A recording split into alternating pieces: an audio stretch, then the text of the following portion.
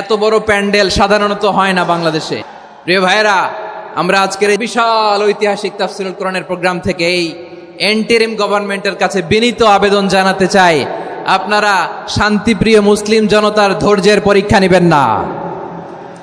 ধৈর্যের পরীক্ষা আপনারা নেবেন না। সহ্যের সীমা ছাড়িয়ে গেলে জনতা নিজেই আইন প্রয়োগ করার, বিচার করার দায়িত্ব হাতে তুলে নিবে। এটা আমরা চাই না। এটা আমরা চাই না, আমরা চাই না। যারা আল্লাহ রাসূল সাল্লাল্লাহু আলাইহি ওয়াসাল্লামের সম্মানকে খাটো করে, আল্লাহ এবং আল্লাহ রাসূলকে নিয়ে কটূক্তি করে, অবমাননাকর শব্দ ব্যবহার করে, অশ্লীল শব্দ ব্যবহার করে, তাদের ব্যাপারে আমরা সর্বোচ্চ শাস্তি কামনা করি। সর্বোচ্চ শাস্তি তাদের জন্য বাস্তবায়ন করতে হবে। বাংলাদেশে ব্লাসফেমি আইন করে চিল্লায় বলেন ঠিক কিনা?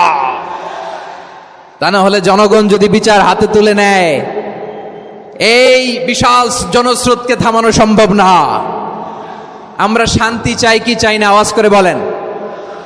আল্লাহর নবীর বিরুদ্ধে, আল্লাহর রাসূল সাল্লাল্লাহু আলাইহি ওয়াসাল্লামের সম্মানকে খাটো করে কবিতার নামে, গদ্যের নামে অশ্লীল শব্দ চয়নকে আমরা মেনে নিব?